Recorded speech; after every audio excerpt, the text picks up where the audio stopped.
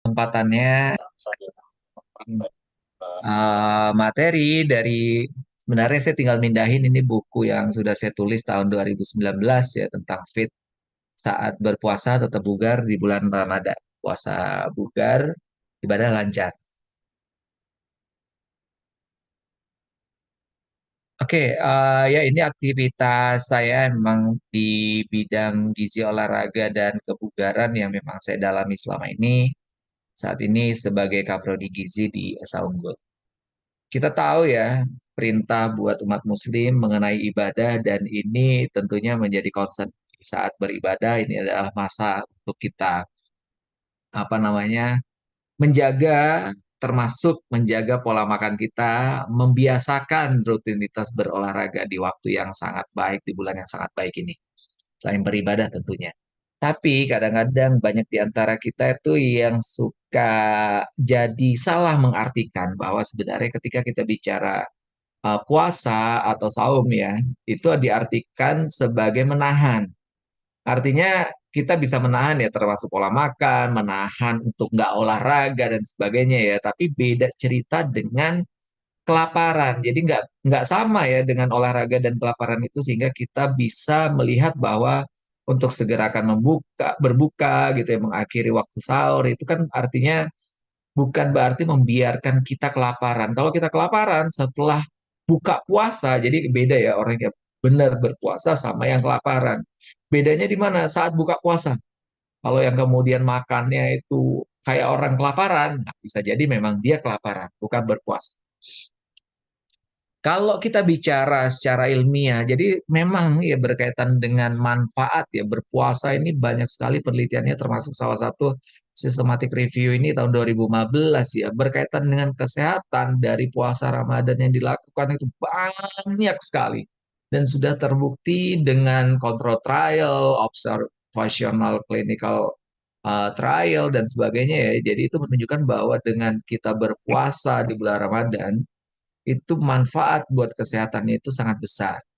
Tapi banyak di antara kita juga lupa bahwa dengan tubuh kita itu berolahraga berulang ya, berpuasa 30 hari berulang, biasa di minggu pertama itu turun berat badan. Minggu kedua mulai flat, minggu ketiga keempat plus lebaran itu meningkat berat badan. Kenapa bisa begitu? Karena tubuh ini pinter. Kayak kita kehabisan bensin, mobil kehabisan bensin udah sekarat lah bensinnya ya. Mas pom bensin masih jauh. Mulai kita matiin AC, jalannya mulai stabil gitu ya, nggak lagi ngegas-gas gitu. Kenapa bisa begitu? Karena penyesuaian. Begitu juga dengan puasa. Karena tidur adalah ibadah, jadi perbanyak tidur gitu kan. Jadi akhirnya aktivitas non exercise kita juga akhirnya menjadi menurun. Jadi sebenarnya gitu-gitu aja ya. Kemudian karena kita berpuasa aktivitasnya menurun, tapi kemudian kita prinsipnya adalah kelaparan, berbuka berlebih. Kan puasa hari ini, jadi bukanya berlebih. Padahal kita tahu selama berpuasa tuh kita kurang gerak gitu ya. Menyesuaikan. Akhirnya apa? Kelebihan berat badan di minggu ketiga, keempat, bahkan sampai habis lebaran makin bertambah. Jadi habis puasa tuh bukannya makin baik ya untuk bulan latihan gitu ya, malah menjadi makin parah. Kalau kita bicara lebih jauh, ini adalah bicara berkaitan dengan fungsi ya. Kita melakukan puasa yang dilakukan terus-menerus di bulan Ramadan ini mirip sama intermittent fasting ya. Ternyata berdampak positif terhadap inflamatori, ya, antiinflamasi. Tubuh kita menjadi lebih kebal, nggak gampang sakit. Kemudian menjadi lebih apa namanya sistem imun tubuh kita menjadi lebih baik dan ini sudah dibuktikan bahwa orang yang melakukan puasa Ramadan atau intermittent fasting gitu ya yang dilakukan secara terus-menerus ya lama 1 bulan di penelitian ini ataupun ibadah puasa yang kita lakukan ternyata membuat imun di dalam tubuh kita itu semakin baik. Jadi sayang banget ya puasanya itu udah baik tapi after puasa berbuka puasanya ataupun saat menjelang apa namanya menjelang Lebaran gitu ya pola makan berantakan apalagi habis Lebaran nanti nggak dijaga terus pola yang sudah baik ini akhirnya ya nggak semakin baik tubuh kita gitu.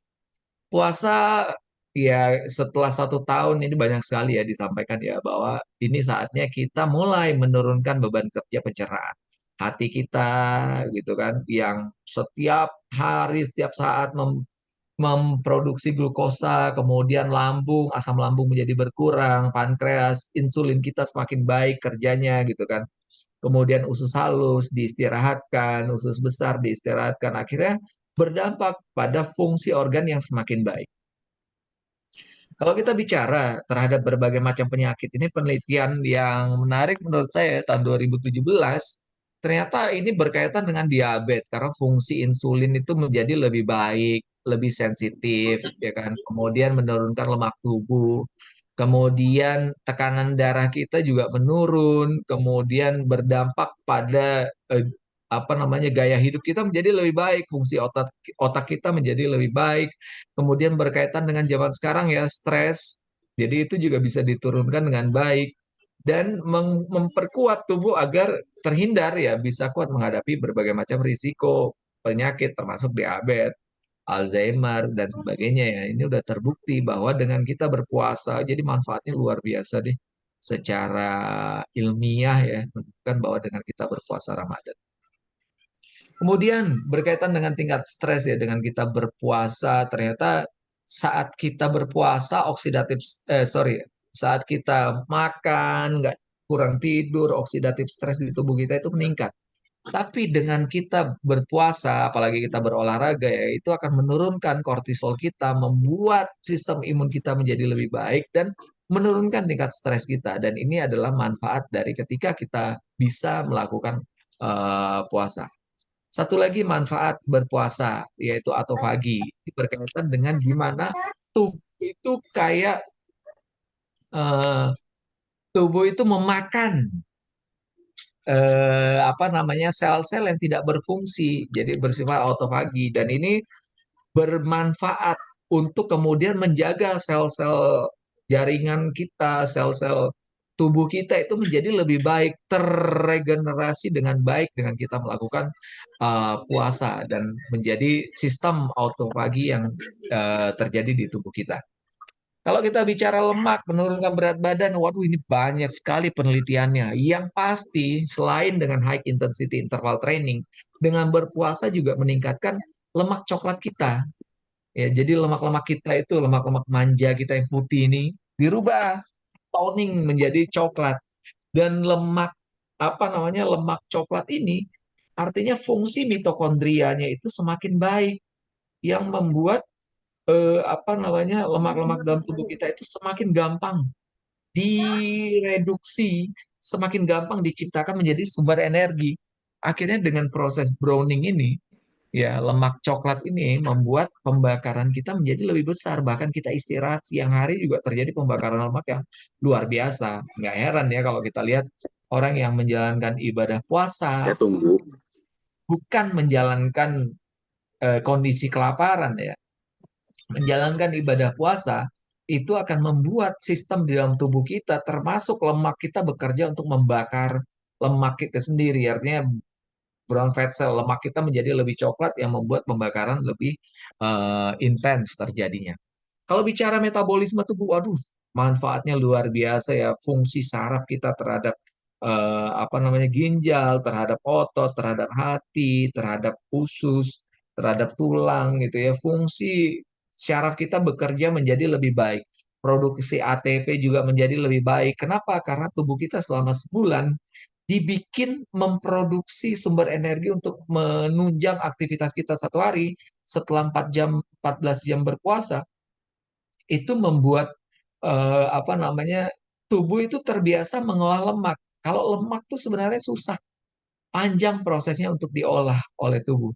Jadi dengan kita berpuasa selama lebih dari 9 jam, itu juga berdampak pada autofagi dan juga pada proses metabolisme lemak. Jadi semakin gampang tubuh ini merubah lemak menjadi sumber energi. Lemak dalam tubuh kita kan banyak ya.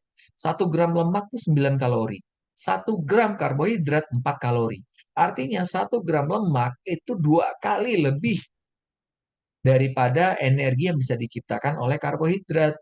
Nah, kebayang nggak kalau tubuh kita ini ada 1 kilo aja deh, Mbak Citra misalnya. Satu kilo aja deh kelebihan lemaknya. Kalau 1 kilo tuh berapa gram, Mbak Citra? 1.000, ya kan? 1.000 gram ya, Pak ya. Nah, 1.000 gram. Kalau 1 gram itu 9 kalori atau mentok-mentoknya menjadi 7 ya, Mbak ya. 7 kalori artinya 7 dikali 1 kilo tadi berapa gram, Pak? 7 dikali 2.000. 1.000. 7.000 kalori yang tersedia dengan 1 kilo lemak di dalam tubuh kita. Wow. Itu kalau treadmill dengan kecepatan 6 sampai 7 1 jam hanya 350 kalori. Artinya kita tuh harusnya mampu berlari dengan kecepatan 5 sampai tadi 6 sampai 7 ya speednya di treadmill selama 20 jam loh artinya. Kalau kita punya 1 kilogram lemak, ini kan gambaran ya. Tapi kan pertanyaannya emang semudah itu merubah lemak? Karena biasanya kita pakai karbo, apalagi karbo-karbo sederhana. Jadi merubah untuk menjadi lemak, nggak lemak menjadi sumber energi, nggak semudah itu, Ferguson. Jadi perlu proses. Kalau di atlet itu ada proses yang namanya apa namanya di periodisasi itu ada fase effectiveness. Jadi latihan dalam kondisi kelaparan. Itu sengaja diciptakan supaya atlet yang sukses atau atlet yang menjadi juara adalah di mana dia lebih cepat menciptakan energi dibandingkan atlet lainnya.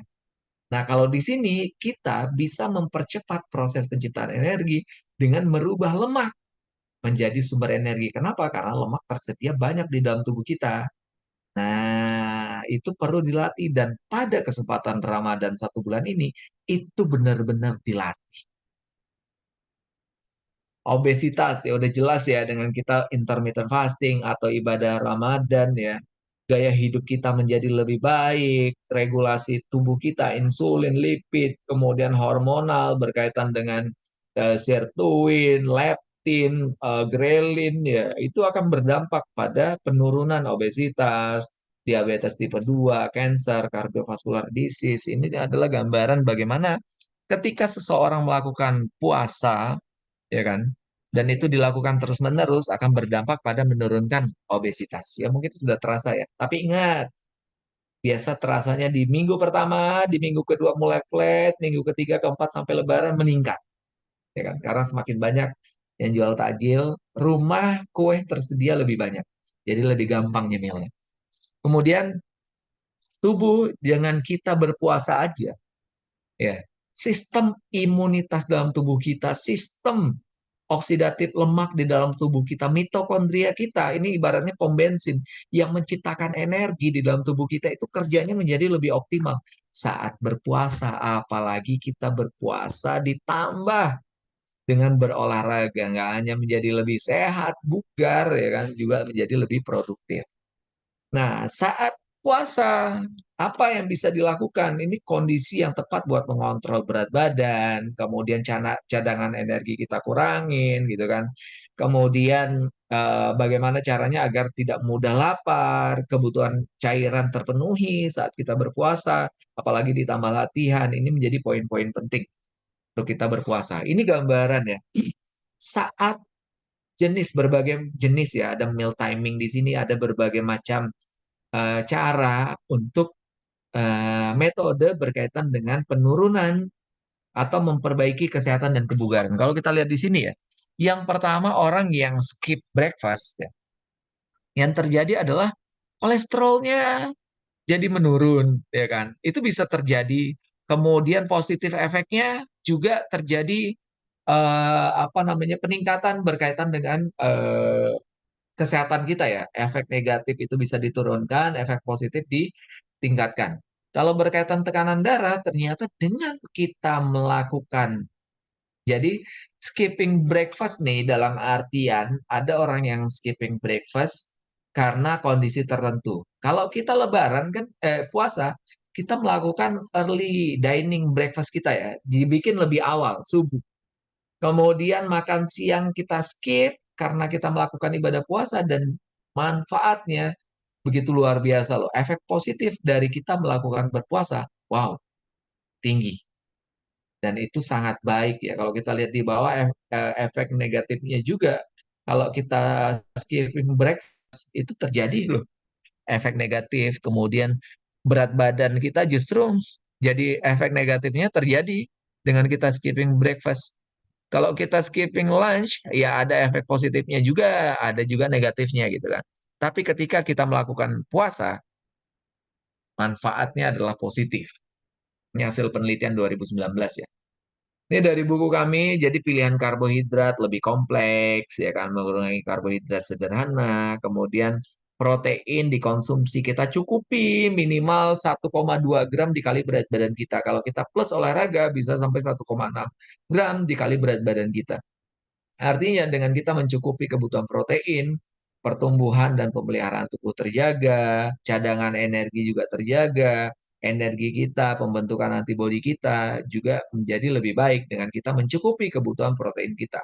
Manfaat buah dan sayur menurunkan tekanan darah, mengontrol berat badan, kemudian meningkatkan sistem kekebalan tubuh, melancarkan pencernaan. Ini gambaran kalau kita sarapannya ataupun saat sahurnya itu kita penuhi sumber zat gizi, protein, karbohidrat, vitamin mineral, maka sistem tubuh kita juga bekerja dengan baik. Contoh panduan secara gampang ya, tinggi serat, buah dan sayur cukup cairan, hindari teh dan kopi.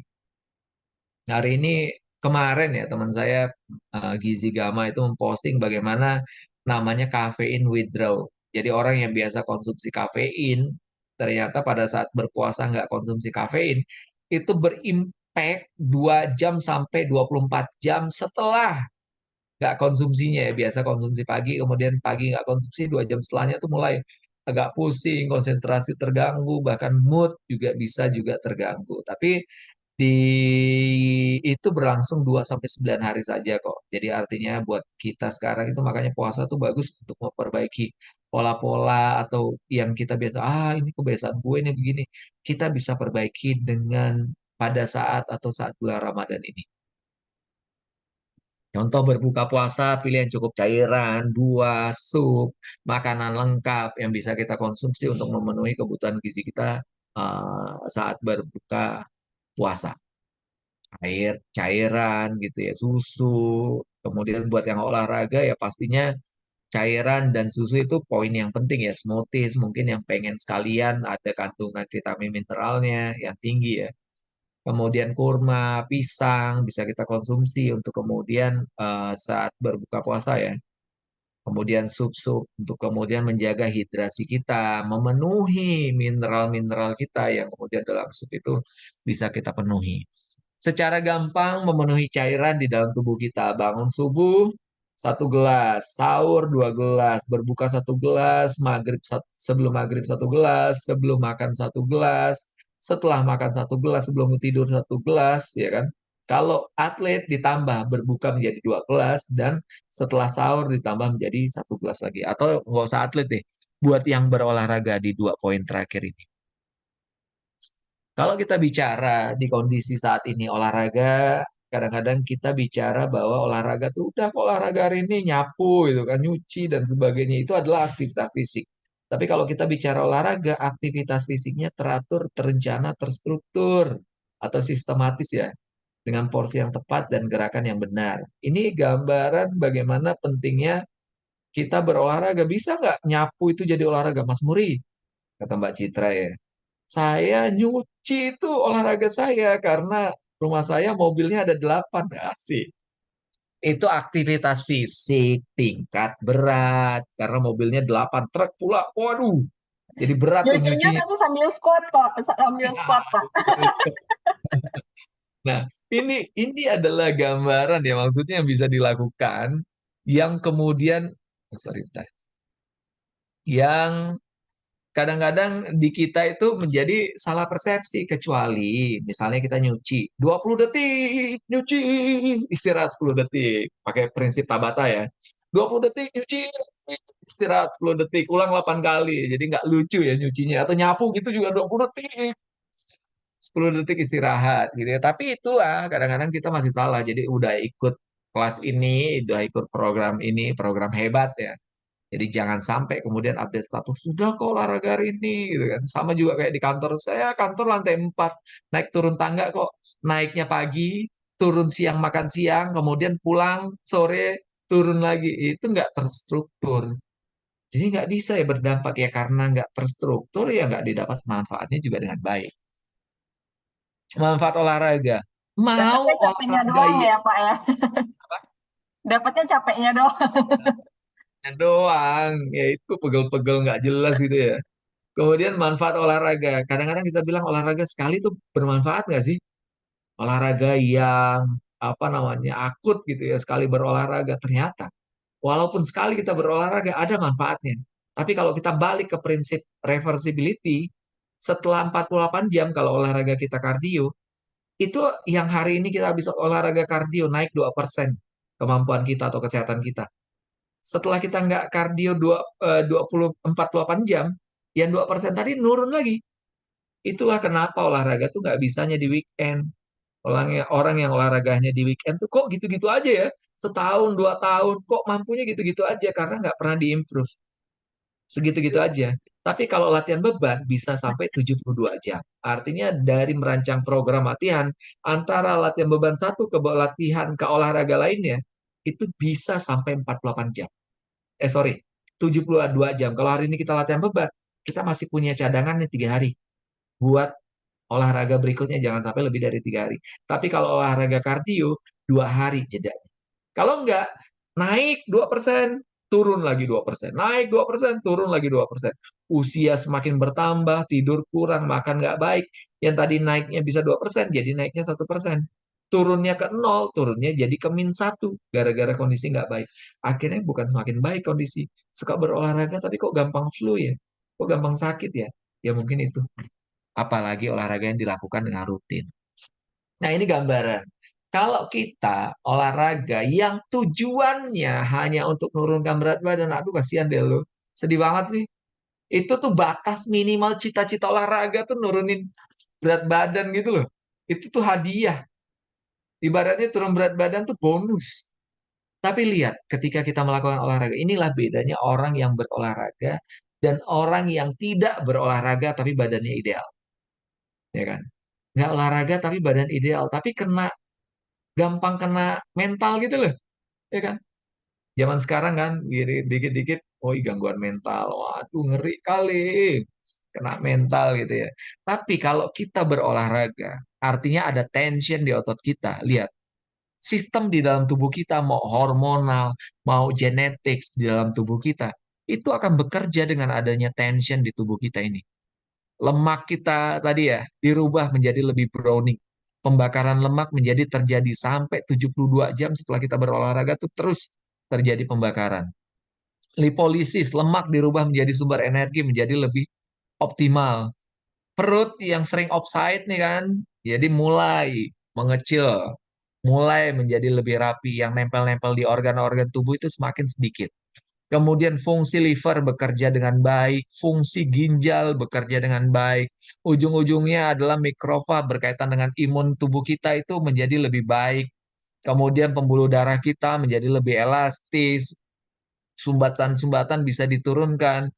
Fungsi insulin dengan kita berolahraga, ada gerakan, beta sel kita bekerja dengan baik, pankreas kita bekerja dengan baik. Akhirnya insulin kita bekerja dengan baik. Akhirnya apa? Gula darah kita makan, gula darah tinggi dengan insulin itu kemudian diserap, diuptake oleh otot kita. Otot kita berkontraksi kan. Nah, ini secara lebih detailnya. Mau sistem, jadi sayang banget loh kalau kita olahraga tuh hanya untuk menurunkan berat badan. Padahal manfaat yang didapat tuh begitu luar biasa. Kalau kita lihat lebih jauh, ya kan, ini berkaitan dengan otot. Ada hormon dan genetik apa yang bekerja? Kalau berkaitan dengan otot, berkaitan dengan mitokondria, apa yang bekerja nih? Miselin, mielin kita yang bekerja, kemudian berkaitan dengan fungsi irisin, berkaitan dengan lemak ya, hormonal, genetik dalam tubuh kita bekerja. Jadi tugas kita tuh olahraga. Sisanya tuh biar organ mau hormonal, genetik dalam tubuh kita itu yang bekerja untuk apa? Bikin tubuh kita itu menjadi lebih sehat, lebih bugar lagi. Kita berolahraga, demensia menurun 30%, ya kan? Patah tulang 60%, depresi 30%. Zaman sekarang penting nih ya. Breast cancer 20%, colon cancer 30%, diabetes tipe 2 40%, cardiovascular disease 35%, dan semua rata-rata penyakit berkaitan dengan kematian menurun 30%. Ini metabolisme tubuh ketika kita bicara ketika berpuasa tadi ya udah saya sampaikan ya, sistem imun bekerja dengan baik, syaraf bekerja dengan baik. Akhirnya apa? Perintah sistem organ kita itu bekerja sesuai dengan rule-nya. Ya akhirnya bekerja dengan baik lah manfaat. Kemudian metabolisme lemak. Ketika kita berpuasa, penurunan sekresi anabolik ya, insulin kita menurun, hormon katabolik, adrenalin, glukagon kita, epinefrin kita bekerja menjadi lebih optimal. Akhirnya apa? Karena katabolik terjadi pembakaran. Lemak-lemak itu dibawa ke hati, kemudian diolah, diperintahkan oleh hormonal kita itu untuk kemudian merubah menjadi ATP, menjadi sumber energi. Itulah kesempatan kita untuk kemudian pada saat kita berpuasa ini, maka kesempatan baik untuk kemudian kita memiliki energi yang cukup. Harusnya ya saat berpuasa tuh harusnya kita tetap bisa beraktivitas dan kita harus manfaatkan dengan kita berolahraga, ikut program, ikut ikut kegiatan olahraga ya. Kenapa? Karena saat inilah proses pembakaran lemak itu akan optimal. Saat berolahraga terjadi tension, sistem hormonal, sirtuin, AMPK, ya kan? Ini adalah hormonal genetik ya, uncoupling ini bekerja dengan optimal. Yang membuat apa tadi? Pembakarannya itu kayak, wih kayak kilat gitu loh. Pembakaran lemak kita itu menjadi lebih optimal. Dan pembakaran kita itu bisa bekerja 2 sampai 3 kali dibandingkan saat kita nggak berpuasa. Jadi mumpung puasa, kalau kita secara kasar, secara cepat gitu ya, misalnya kita treadmill hanya 350 kalori ya, 1 jam 350 kalori. Saat berpuasa mungkin sama 350 kalori. Ya, yang bedanya apa jadinya? Ini 2 kali 3 kali lipat. Kalau di smartwatch itu kelihatan dari 350 kalori kalau kita olahraga biasa, 20%-nya itu fat oxidation. Pembakaran lemaknya itu 20%. Tapi saat puasa bisa jadi 60% tuh lemak yang dibakar. Kebayang nggak dari 350 kalori lemak dibakar dari situ. 60% nya lemak, 40%-nya glikogen. Tapi sorry. Kalau kita berpuasa, kalau kita nggak puasa berolahraga, mungkin pembakaran lemaknya itu hanya 20%. Ya 10-20% lah. Artinya dari 350 kalori, mungkin hanya 35-70 kalori yang berasal dari lemak. Karena apa? Saat kita nggak puasa, cadangan glikogen kita itu tersedia lebih banyak. Apalagi nyemil-nyemilnya nggak berhenti di kantor, di rumah, dan sebagainya ya. Kemudian berolahraga, ya terjadi manfaat yang lainnya, iya benar. Kemudian kemudian kita pengen dampak lebih optimal ya, bonusnya berkaitan dengan berat badan, di ujungnya ya, selain tubuh lebih bugar, imunitas menjadi lebih baik, itu bisa kita dapat dengan berpuasa. Ini gambarannya ya. Jadi lemak-lemak itu akan dibawa dengan baik, kemudian dilipolisis. Dan membawa lemak ini adalah vitamin D. Jadi makanya kalau kita berolahraga itu ya dengan terkena paparan matahari akan membuat penyerapan lemak menjadi sumber energi itu akan semakin optimal karena pembawanya vitamin D itu bekerja dengan baik. Puasa Ramadan menurunkan berat badan. Ya, kalau kita bicara apa namanya persentase lemak tubuh itu kehilangan persentase lemak tubuh itu lebih tinggi pada saat berpuasa. Tapi hasil penelitian ini ya tahun 2020 melaporkan bahwa meta-analisis ya 35 studi. Artinya kalau kita hitung ini artinya kumpulan 35 penelitian digabungin jadi satu bahwa puasa Ramadan menghasilkan penurunan berat badan yang cukup kecil tapi signifikan. Memang turun, tapi nggak gede pada cewek maupun cowok. Tapi menariknya, penurunan berat badan ini kembali seperti semula dalam waktu beberapa minggu setelah Ramadan. Jadi gimana ya? Ramadan turun, habis itu beberapa minggu setelahnya tuh naik lagi. Kenapa bisa begitu? Tadi, mumpung berpuasa, motivasinya lebih tinggi nih. Bakar lemaknya lebih tinggi nih kalau sambil berolahraga. Jadi kita bisa optimalkan dan olahraga puasa itu kan melatih, melatih rutin berolahraga, menyiapkan waktu berolahraga, bukan menyisakan waktu olahraga ya, tapi siapkan waktu buat olahraga. Supaya apa? Di puasa ini masanya untuk kita melatih, menahan, ya kan, kemudian bisa optimal setelah berpuasa kita bisa aplikasikan.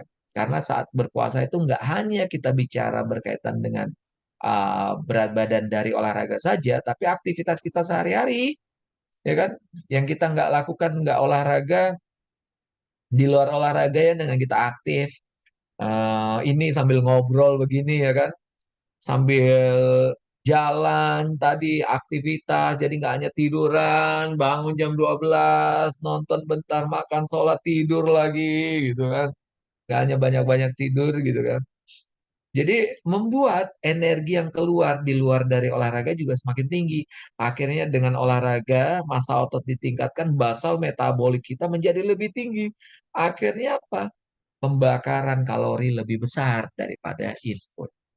Jenis olahraga yang cocok. Olahraga apa yang cocok ya saat bulan Ramadan? Nah, ini gambarannya kalau kita bicara berkaitan dengan bulan Ramadan, kita tinggal pilih mau olahraga aerobik, kemudian olahraga strength juga bagus. Olahraga kardio ya, olahraga aerobik meningkatkan lipolisis. Jadi Anda yang memilih olahraga aerobik meningkatkan lipolisis, pembakaran lemak ya, sehingga lemak tubuh menjadi semakin berkurang.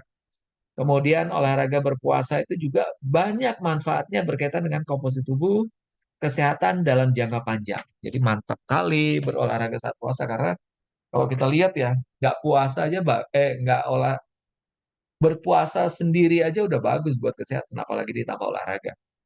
Kemudian intensitasnya rendah sampai sedang ya, karena kita tahu sedang berpuasa, kondisi tubuh, kondisi energi berkurang. Kalau kita lakukan intensitas tinggi, kita pilih timingnya ataupun pelaksanaannya kapan gitu kan. Tapi kalau secara general intensitas rendah sampai sedang itu yang paling baik untuk dilakukan. Untuk pembakaran lemak juga menjadi lebih optimal dengan kita intensitas rendah sampai sedang. Kemudian pembakaran diaktifkan meningkatkan olahraga dengan intensitas ringan sampai sedang. High intensity. Ternyata hasil penelitian menunjukkan bahwa nggak ada pengaruh performa atlet. Kalau ini bicara atlet ya, atau orang yang sudah terlatih melakukan olahraga melakukan HIIT saat berpuasa tuh nggak menurun kok performanya. Tetap bisa dilakukan.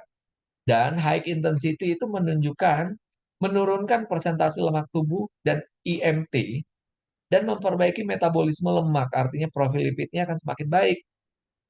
Kemudian latihan beban saat berpuasa itu nggak terbukti menurunkan bebannya gitu loh, menjadi lebih ringan, menjadi lebih kecil dan sebagainya. Enggak. Ternyata saat berpuasa kita tetap bisa kok sesuai dengan load kita ataupun training zone kita. Gitu kan. Kemudian penurunan kecepatan pelari awal-awal puasa, tapi kembali setelah beberapa hari. Artinya tadi seperti saya bilang, mungkin minggu pertama ini adaptasi. Tapi setelahnya tubuh akan memiliki kemampuan untuk menyesuaikan dengan kecepatan yang kita punya, dengan kemampuan yang kita miliki sebelumnya gitu. Banyak yang lupa bahwa latihan beban itu sangat penting. Kadang-kadang kita suka suka skip latihan beban ya. Latihannya kardio aja deh gitu ya. Padahal dengan berpuasa ini kemungkinan kehilangan massa otot itu lebih tinggi dan itu perlu kita jaga dengan kita tetap melakukan latihan beban, tentunya dengan porsi yang tepat ya dan gerakan yang benar. Kalau enggak, iya tadi jangan-jangan turun berat badan saat puasa, lemaknya juga turun. Jangan-jangan. Sedih kali kan? Saya lanjut ya. Waktu terbaik saat berpuasa. Hasil penelitian menunjukkan bahwa menjelang ya kan, menjelang berbuka itu kondisi latihan sore.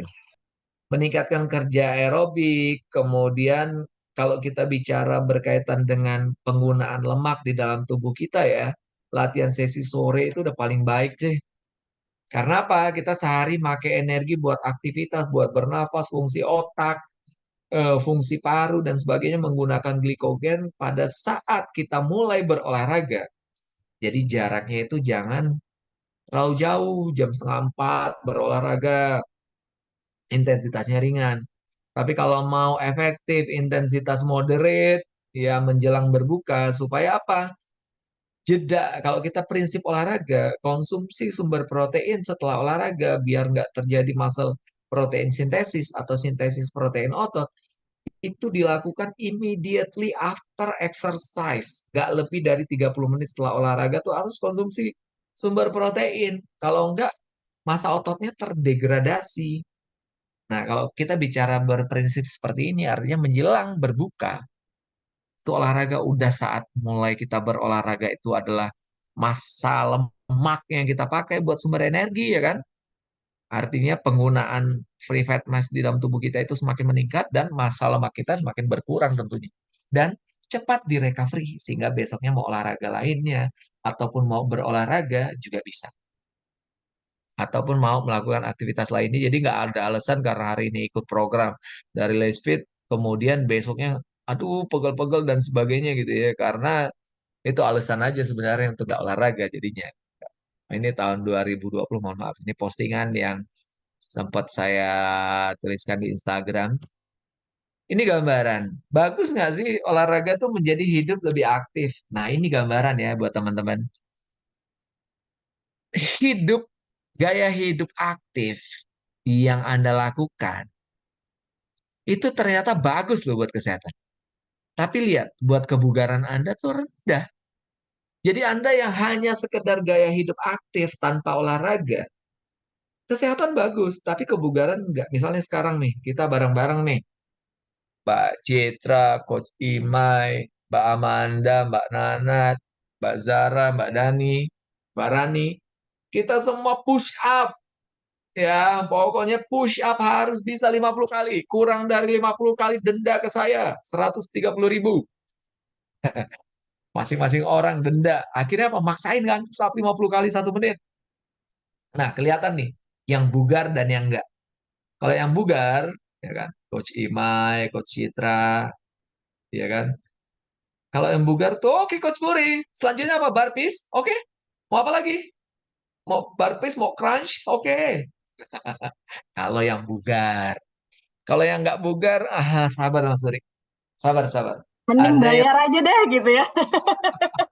bayar aja. Ada yang sabar, sabar. Ada yang istirahatnya tuh 1 jam. Ada istirahatnya tuh 10 jam. Ada yang 1 hari, ada yang seminggu istirahatnya. Kenapa? Karena nggak bugar. Kita hadir di sini, dengerin ini, konsentrasi. Kita tuh sehat. Tapi belum tentu tadi disuruh lari, disuruh push up, disuruh burpees, belum tentu bisa menyelesaikannya. Karena kita nggak bugar. Orang yang sehat belum tentu bugar. Tapi orang yang bugar udah pasti sehat. Jadi pertanyaannya, yang mau dicapai level sehat apa bugar? Kalau mau dicapai sampai level bugar, harus ada program. Ikuti program Lisfit. Biar bisa sampai level bugar. Nah ini prinsip. Tadi, Mas Muri, saya mau olahraga pagi deh sambil jalan-jalan keliling kompleks sambil ngeliatin rumah saya yang ke-8 itu Mas Muri di kompleks sana gitu kan. Ya udah, latihannya slow, intensitasnya ringan, waktunya panjangin. Jangan kemudian latihannya udah intensitas ringan di Car Free Day ya kan. Udah intensitasnya ringan, jalan-jalan, banyak berhentinya. Jadi kok nggak didapat manfaatnya? Gosongnya aja kepanasan, sama kebanyakan makan, kebanyakan lemak. Akhirnya suka Car Free Day tapi berat badan berlebih. Ditambah minuman kekinian, waduh cakep. Car Free Tapi di Day-nya jajan gitu. nah itu Tapi di satu sisi, ini yang bahaya nih. Di satu sisi adalah ini gambaran intensitas tinggi. Waktunya tuh pendek. Sekali lagi ya, teman-teman. Intensitas kalau Anda olahraga intensitasnya tinggi. Waktunya pasti pendek. Jadi sebagai gambaran gini, Anda posting nih di Instagram. Wih, latihan hari ini. High intensity interval training sama Coach Imai. Wih, kece, ya kan? Tapi postingan Anda tuh istirahat-istirahatnya tuh jamnya tuh jalan terus. Akhir program di foto jamnya kelihatan 90 atau 82 menit. High intensity interval training. Ya diketawain. Orang mau sombong tapi memalukan gitu loh. High intensity kok 82 menit. High intensity, intensitas tinggi, waktunya pasti pendek. Itu udah plus di saunanya, itu udah plus mandinya, udah plus ngobrolnya, plus foto-fotonya, jamnya disengajain hidup. Jadi jangan jangan norak gitu. Jadi biar kita tepat sasaran, udah ikut acara ini, jadi udah ikut acara hebat ini ya. Jadi kita tahu kalau high intensity waktunya pendek. Jadi kita melakukan kalau Anda yang sibuk, aktivitas tinggi gitu kan, latihannya high intensity, tapi sebelum masuk high intensity butuh anatomical adaptation dulu, kemudian butuh latihan-latihan basic, functional training dulu di program Lean baru kemudian bisa masuk high intensity. Nanti kalau udah high intensity, Anda bisa menyesuaikan. Aduh, jadwalnya padat nih hari ini. Ya udah deh, olahraga 10 menit terasa 1 jam. Kenapa? Karena Anda menggunakan high intensity interval training. Gitu ya, teman-teman. Semangat! Merencanakan olahraga, jadwalkan latihan. Jadi bukan nunggu waktu kosong, tapi memang jadwalkan latihan Anda. Ya kan? Kemudian jadwalnya itu jangan hanya yang besok doang, tapi buat seminggu, sebulan, bahkan setahun gitu kan. Siapkan jenis latihan sesuai dengan program latihan. Bisa juga di switch ya kalau misalnya artinya kalau Anda udah buat, kemudian ada perubahan, itu kan artinya di switch ya. Tapi kalau Anda belum buat, kemudian ada perubahan, ya nggak ada perubahan namanya. Improve aja itu namanya. Karena nggak pernah dibuat programnya gitu kan. Kemudian jangan tunggu besok, yuk mulai hari ini. Apa sekarang aja kita olahraga. Enggak. Bercanda. Saya panjang aja nih, sampai jam 5.40 hari ini. Jadi jangan tunggu besok, mulai hari ini, mulai latihan yang sederhana, sehingga nggak ada alasan buat nggak melakukannya gitu kan. Jadi olahraga itu bukan kemudian yang sulit. Beda ya. Kalau Anda pengen disampaikan di YouTube gitu ya, itu kan kebutuhan buat ditonton. Kalau kebutuhan buat ditonton, ya bikinlah olahraga yang sederhana. Sorry, dibikin fancy olahraganya karena bosen amat orang ngelihat lari di tempat 30 menit. Apa yang mau dilihat gitu kan? Tapi karena kebutuhannya buat ditonton, jadi divariasikan tuh. Lari sambil burpees, lari sambil jam, ya kan? Oh, macam-macam lah. Divariasikan biar menarik, yang nonton menarik. Tapi beda cerita kalau buat diikuti. Jadi olahraga tuh dibikin simple, dibikin sederhana. Sehingga nggak ada alasan buat nggak melakukan olahraganya. Oh bisa kok olahraga. Saya nggak bisa nih kaki sakit. Oh bisa maksimalin tangan sama badannya. Karena kakinya masih sakit. Jadi nggak sampai di titik nggak ada alasan lagi buat nggak olahraga. Kemudian dirancang latihan kardio dan latihan strength yang bisa dilakukan. Ya ini kan variasi ya. Secara sederhana, secara cepat. Kalau riset disertasi saya itu ke karyawan. Jadi saya bikin program itu di disertasi saya karyawan di Indofood, Nestle, Nutrifood itu. Jadi mereka karyawan-karyawan ini dibikin saya balik. Kalau dari WHO itu kan dari seminggu itu harus ada 1 kali latihan strength. Kalau saya balik dalam seminggu itu weekendnya itu latihan kardio. Jadi hari di tempat kerja itu melakukan latihan strength training di tempat kerja di samping meja kerja. Gimana caranya? Dengan tele exercise. Kemudian tulis program latihan Anda hari ini, hari besok, dan sebagainya, apa latihannya. Kalau ini udah ditempel, mau nggak mau, suka nggak suka, bahkan di reminder gitu ya, harus jogging jam sekian. Jadi kan mau nggak mau, suka nggak suka, akan melakukan olahraga. Oke, 2 slide terakhir, tips puasa sehat. Yang pertama adalah pahami, P-nya itu puasa, pahami kesehatan tubuh dan niat karena Allah. Punya utamakan makanan padat gizi. A itu aneka makanan, ya artinya beraneka ragam makanannya. Kemudian S-nya itu selalu segerakan berbuka, jangan ditunda-tunda. Kemudian A, air penting, minum yang banyak. Kemudian sehat, S-nya itu sahur, diakhiri menjelang imsak. E-nya itu enyahkan rasa ngantuk, jangan habis sahur langsung tidur. Ya, stretching-stretching lah ya, atau jalan. Hindari yang serba terlalu banyak, terlalu berat, terlalu asin, terlalu manis, yang serba terlalu tuh nggak oke kok, terlalu cinta. Asik. Puasa, wuih. A. Atur kegiatan dan istirahat yang cukup. Kemudian timbang berat badan, biasakan. Supaya apa? Supaya kita tahu perubahan dan bisa menginspirasi, menyemangati kita. Kalau puasa bugar, P-nya itu pilih olahraga yang ringan, punya upayakan pagi hari atau setelah subuh. Untuk olahraga ringan tersebut, A-nya itu ajak teman atau keluarga, S-nya sediakan waktu yang cukup, A, awali dengan warming up. Bugar, bila perlu gunakan alat bantu, tadi ya, alat bantu itu bisa alat, bisa juga dengan coach, supaya latihan lebih terstruktur, lebih terukur. Banyak orang yang olahraga sendiri itu tersesat, nggak tahu terlalu ringan, terlalu berat, atau gerakannya benar atau salah. Jadi coach itu berperan besar. Jadi banyak orang bilang coachnya nonton TV. Nonton TV itu nggak bisa interaksi, nggak tahu dia Anda itu gerakannya benar atau salah, ya kan? Kemudian nggak bisa diskusi kalau nggak dengan coach itu nggak bisa. Saya nggak bisa latihan ini, agak sakit nih kaki, diganti latihan yang porsinya sama, nggak bisa kalau yang lain. Makanya itulah peranan coach di sini. Gunakan prinsip cooling down, atasi stres, dan tidur siang sejenak, serta resapi, syukuri manfaatnya. Kesimpulannya, puasa terbukti menjadi strategi manajemen berat badan, komposisi tubuh dengan pola makan dan rutin berolahraga, bahkan nggak hanya sampai situ, bahkan sampai ke level kesehatan kebugaran. Puasa tetap melakukan olahraga dan terbukti meningkatkan manfaat berkaitan dengan olahraga yang dilakukan saat berpuasa.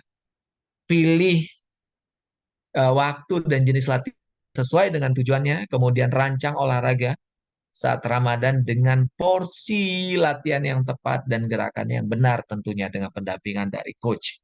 Serta puasa dan latihan dapat meningkatkan kesehatan serta kebugaran. Jangan lupa mention dan follow Instagram @murikuswari. Terima kasih, itu aja dari saya. Kembalikan ke Mbak Citra. Wassalamualaikum warahmatullahi wabarakatuh. Waalaikumsalam warahmatullahi wabarakatuh. Wah, seru banget ya materinya. Ini jadi kayak kuliah umum nih berasanya nih.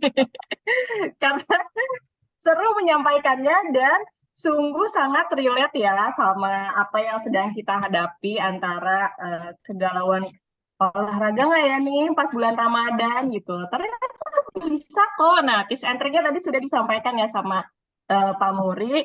Jadi memang diperlukan juga puasa ini kan waktu yang waktu yang terbaik gitu ya untuk kalau bisa aku bilang sih tadi meriset gitu ya, meriset fungsi metabolisme tubuh gitu atau memperbaiki fungsi metabolisme tubuh gitu ya, fungsi-fungsi dalam tubuh. Nah, waktunya juga buat teman-teman misalkan ada yang mau fat loss atau apa.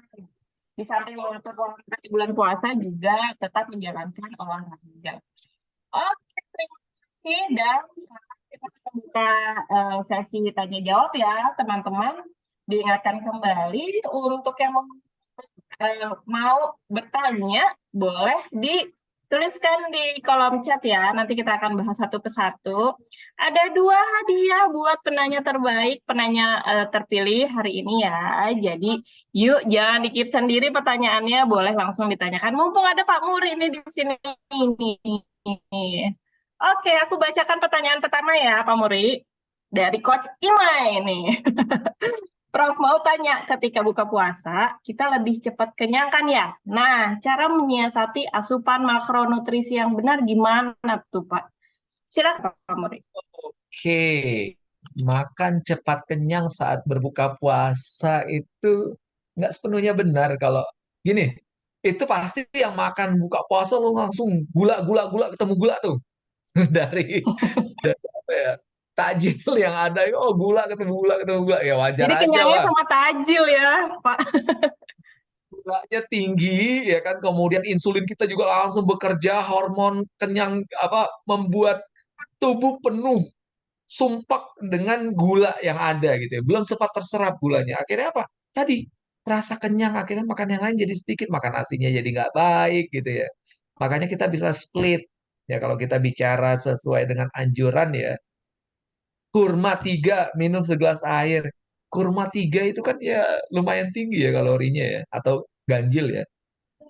Kita konsumsi, kemudian kita melakukan aktivitas sholat, ya kan, kemudian terjadi penyesuaian baru kita makan besar, makronutrien kita pasti nggak akan berantakan. Dan nggak akan kemudian jadi kayak orang kelaparan. Karena udah masuk tadi dari kurma ya. Sumber energi yang ada kita dapat dari kurma, tinggi mineral, tinggi serat gitu kan. Membuat sistem di dalam tubuh kita itu bekerja dengan baik. Jadi akhirnya makan kita juga akan baik kok setelahnya.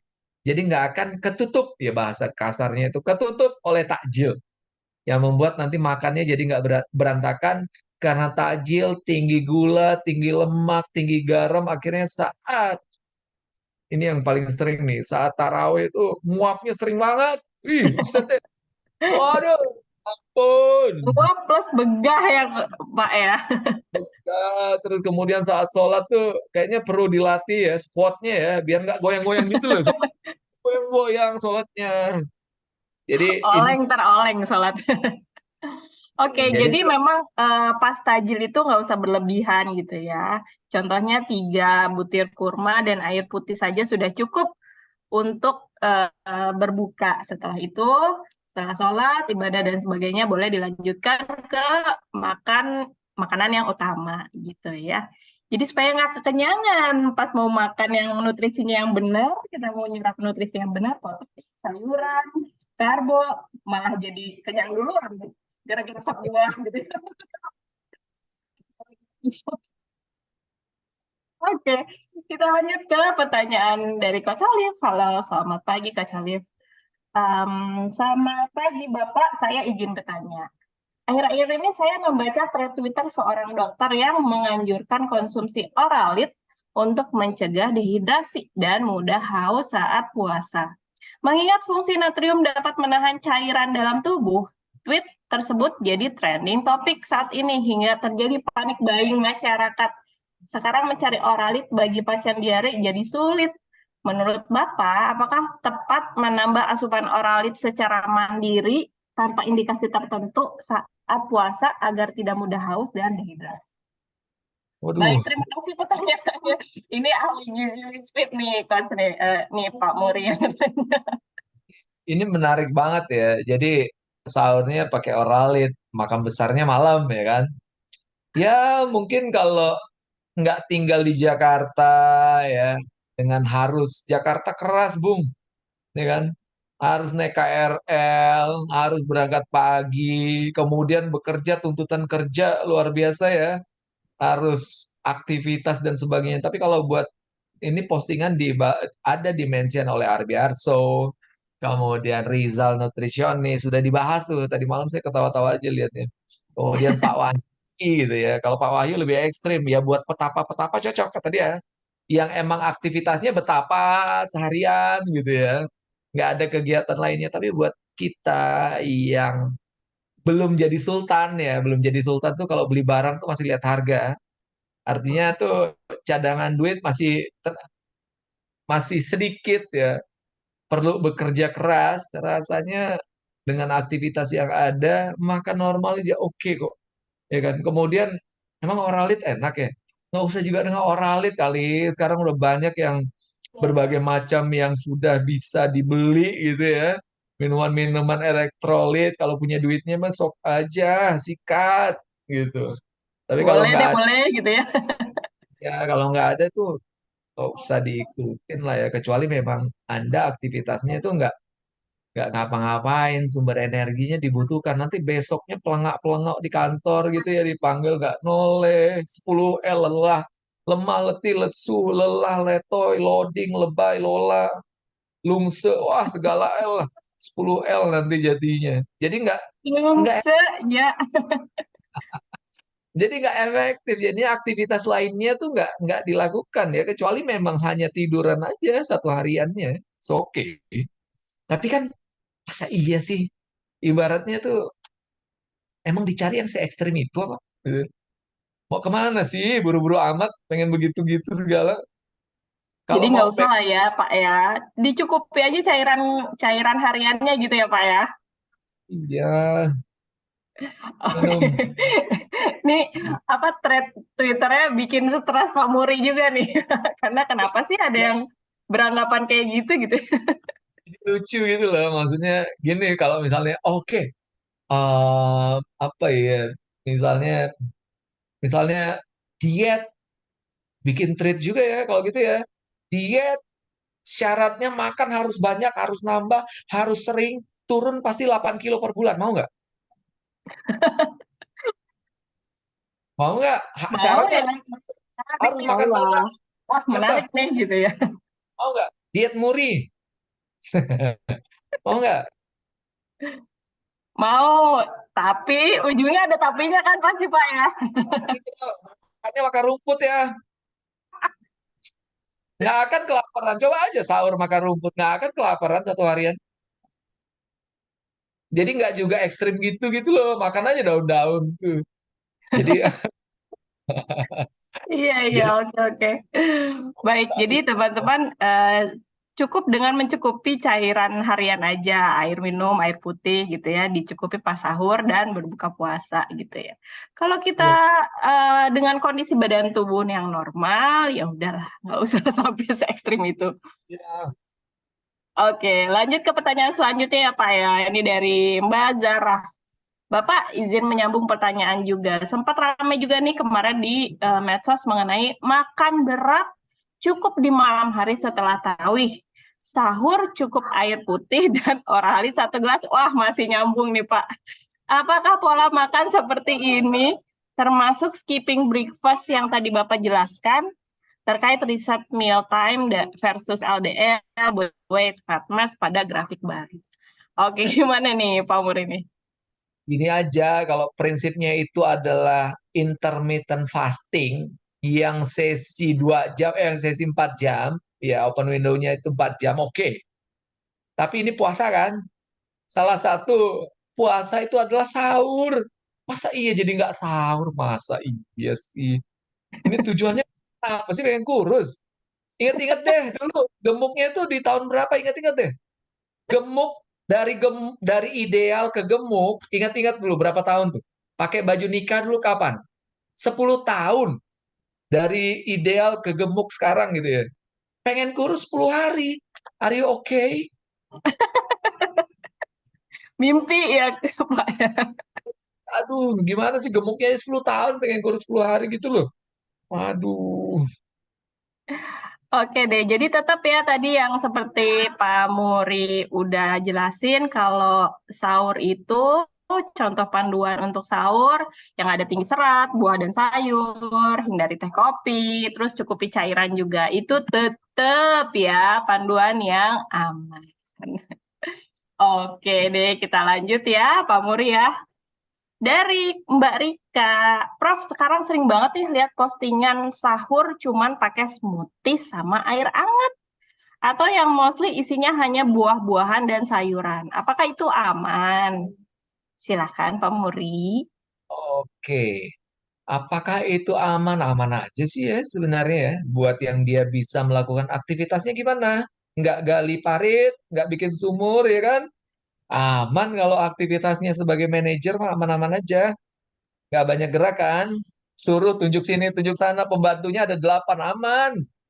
Ya kan?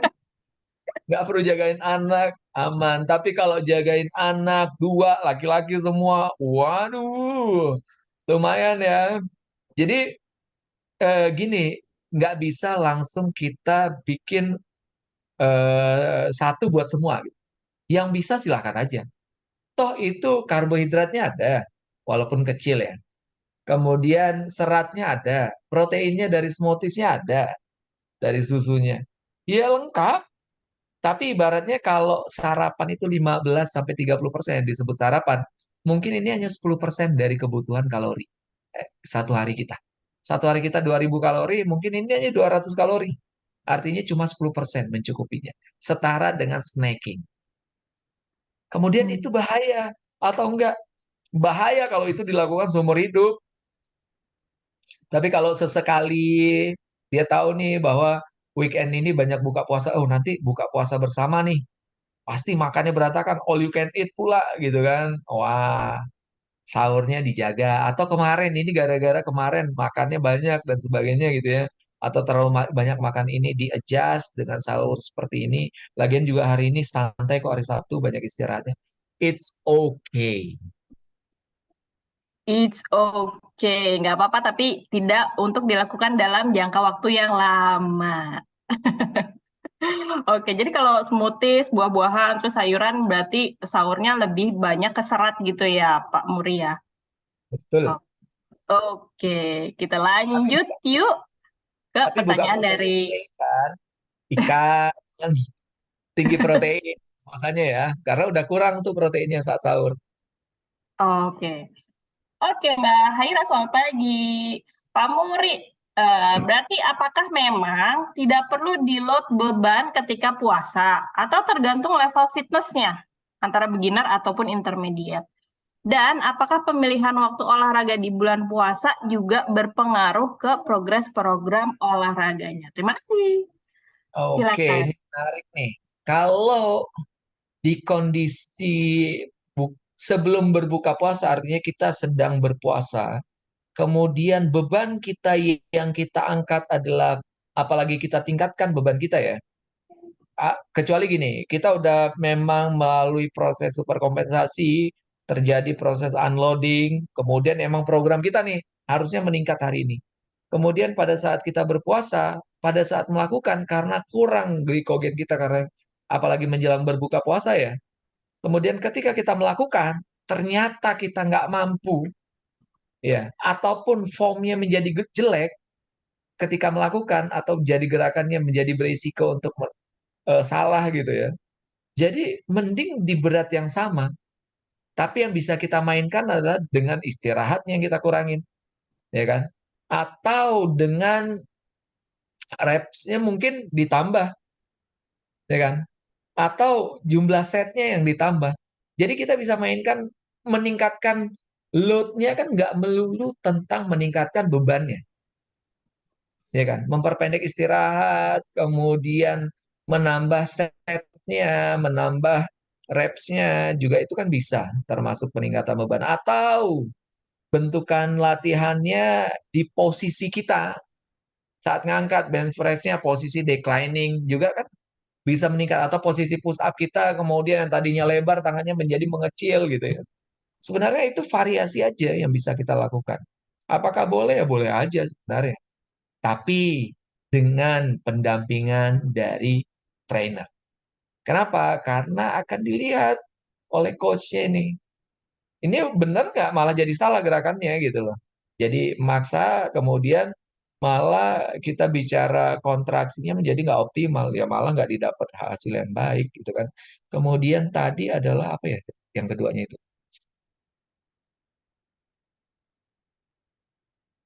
Progres olahraga, progres. Apakah pemilihan waktu olahraga di bulan puasa juga berpengaruh ke progres program olahraganya? Ya, kalau saya ibaratkan aja ke atlet ya, kita dampingi. Kalau saat puasa, latihan tanding kan dirubah jadi malam juga. Kalau sepak bola ya, supaya latihannya juga mengadaptasi dilakukan di malam hari. Jadi kalau mau intensitasnya ditingkatkan, load-nya terus meningkat, latihanlah setelah berbuka, ya kan? Atau yang jarang dilakukan sih sebelum sahur. Subuh amat gitu ya. Tapi itu jadi pilihan. Artinya di kondisi glikogen kita sudah terisi, kemudian kita bisa meningkatkan load kita supaya terjadi proses superkompensasi. Karena kalau enggak, proses istirahatnya nggak baik, peningkatan bebannya juga jadi nggak baik nantinya. Setelah kita berolahraga, peningkatan bebannya itu nggak baik kok. Puasa pengen tambah beban, tapi kok enggak ya? Tadi prosesnya yang salah menurut saya. Jadi kalau kita dampingi dengan baik, peningkatan beban di saat bulan puasa tuh bisa dilakukan. Tapi tadi lebih kecil, mainin di reps-nya gitu kan. Mainin di formnya atau gerakannya lebih ringan, lebih cepat gitu ya. Ditambah waktu adaptasinya, itu bisa pasti meningkat beban. Tapi kalau dengan porsi yang sama, metode yang sama seperti nggak puasa gitu ya, malah resiko untuk penurunan atau overreach itu terjadi. Makasih. Oke, semoga terjawab ya Teh Haira pertanyaannya. Jadi disesuaikan saja kalau di bulan puasa ya. Karena kita juga setelah buka puasa ada ibadah, terus juga istirahatnya juga harus dicukupkan karena kita harus bangun sahur gitu ya. Jangan sampai istirahatnya malah nggak cukup gitu. Workout tetap digembor tapi istirahat nggak cukup gitu ya. Jangan sampai kayak gitu. Oke, lanjut ke pertanyaan Mbak Apri. Pak Muri, saya udah follow Prof loh sejak lama. Good. By the way, mau nanya, lagi viral tuh mengenai suntik insulin untuk turunin berat badan. Sampai teman ada yang udah coba, memang beneran turun berat badan. Apakah ini aman? Makasih. Hmm, Silakan, Pak Muri. pengen yang Ternyata ekstrim. banyak banget ya metode untuk menurunkan berat badan, termasuk Uh, hal-hal yang shortcut ya, kalau kita boleh bilang ya. ada yang lebih cepat lagi ya. 72 juta itu ya sedot lemak. Atau yang ekstrim juga amputasi, cepat juga. Tapi kan gini ya, kalau dibilang bisa nggak penurunan berat badan, ya bisa aja sih. Kalau dibilang gitu, tapi kan pertanyaannya tuh menurunkan berat badan, tapi diikuti dengan lebih bugar nggak ya? Lebih fokus nggak? Lebih nggak gampang lelah nggak? Itu kan output utamanya. Kalau outputnya sekedar menurunkan berat badan, ya sama-sama aja kita ikat yuk. Di tiang bawahnya kasih api, pasti turun. Diasapin tuh pasti turun berat badan. Tapi kan, Meleleh. tapi itu gimana ya? Maksudnya, jadi iya boleh aja sih yang dilakukan karena efeknya bisa berbeda. Ada orang yang kemudian nggak nyaman atau hormonalnya jadi terganggu. Ada orang yang normal aja, nggak ada masalah. Suntik insulin turun juga berat badan. It's okay. Artinya bagus buat dia. Kita mau coba, coba aja. Mungkin karena mahal, jadinya mulai nih. Apalagi ada di tulisan di insulinnya itu. Tetap jalan kaki 5.000 langkah ya. Pagi jangan lupa minum 2 gelas air.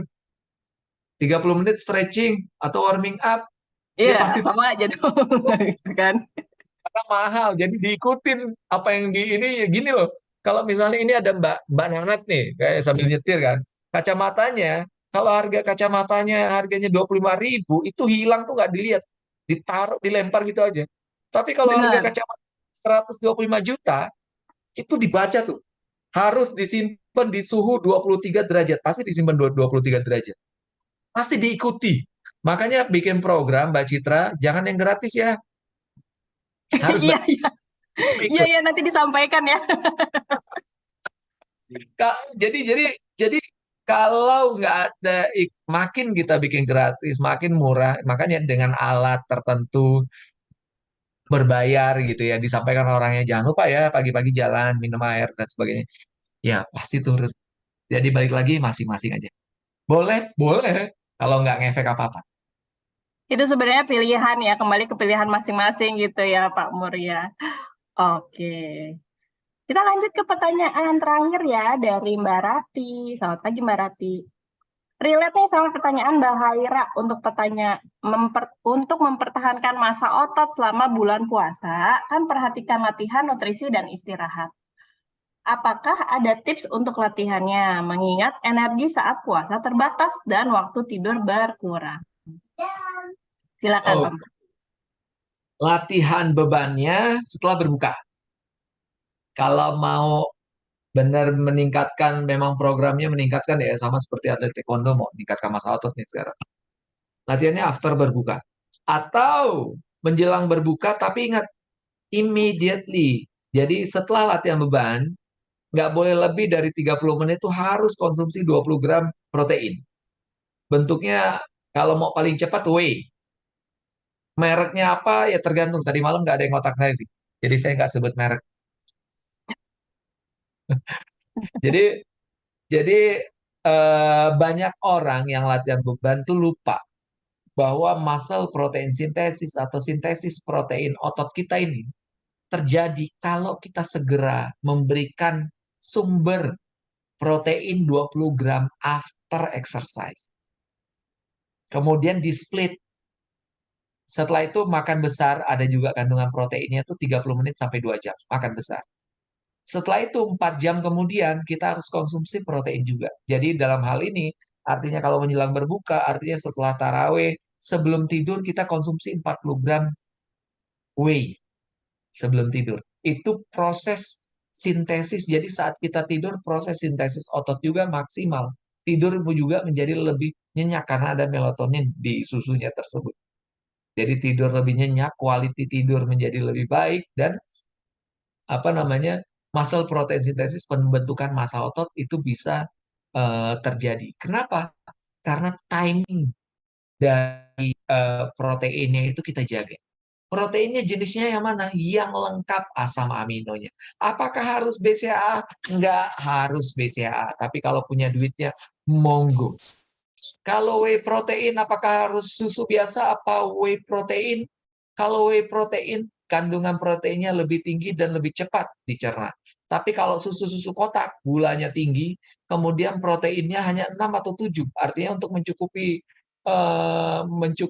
20 sampai 25 gram, artinya kalau Milo artinya harus minum 4 sekali minum. Artinya gulanya udah berlebih, proteinnya cukup, tapi gula satu hari berlebih. Jadi semangat ya, kuncinya adalah dikonsumsi jumlah dari proteinnya. Ya tadi ya, 20 sampai 25 gram setiap kali makan, sebelum tidur 40 gram, dan timingnya setelah latihan langsung immediately, kemudian tiap 4 jam itu kita konsumsi sumber protein. Begitu, Mbak. Oke, ditambah untuk sumber proteinnya gitu ya, Coach ya. Oke, Lucu-lucu terima ngomongnya. kasih. Terima kasih pertanyaannya Mbak Rati. Semoga terjawab ya pertanyaannya. Dan teman-teman juga yang lain, terima kasih ya pertanyaannya. Sungguh sangat hebat. Di sesi hebat hari ini. Pertanyaan-pertanyaan hebat, dan juga terima kasih untuk interaksi di kolom chatnya ya. Mudah-mudahan kita lebih aware kalau Ramadan itu bukan waktu untuk kita menunda healthy lifestyle. Justru adalah waktu yang tepat untuk kita meriset nih fungsi-fungsi tubuh kita menjadi lebih baik lagi. Seperti tadi Prof. Muri juga sempat jelaskan gitu ya. Puasa itu kalau bisa dibilang selain mereset fungsi atau metabolisme tubuh, bisa juga menurunkan beban kerja pencernaan, terus juga meregenerasi sel-sel dalam tubuh. Jadi fungsinya kebaikan puasa itu nggak cuman menjalankan ibadah, tapi secara kesehatan juga banyak kebaikannya gitu ya.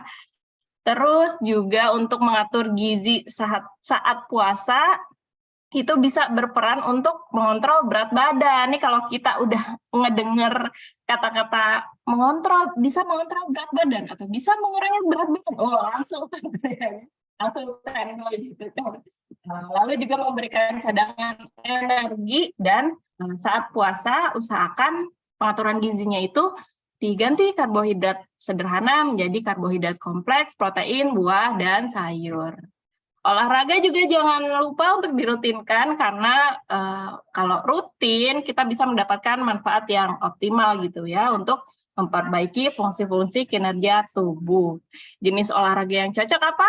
Aerobik atau kardio tadi, dan juga strength training. Dan waktu terbaik untuk olahraga adalah waktu-waktu menjelang berbuka puasa. Gitu ya. Baik, mungkin itu poin-poin penting yang bisa aku simpulkan hari ini. Untuk pertanyaan-pertanyaan luar biasa tadi, aku akan pilih ya 2 orang pertanyaan terpilih dari Mbak Rati dan Mbak Rati Maya dan Mbak Rika ya. Selamat ya, dapat 2 hadiah dari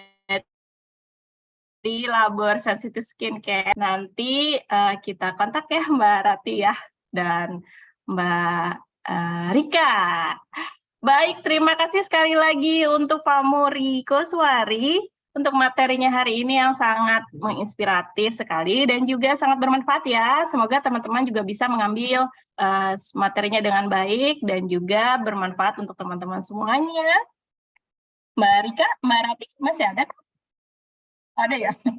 Jangan lupa diposting ya, mention keseruan hari ini. Betul.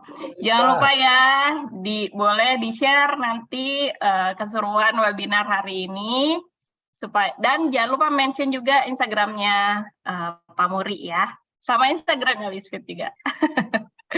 Oke, terima kasih sebelum kita mengakhiri sesi hebat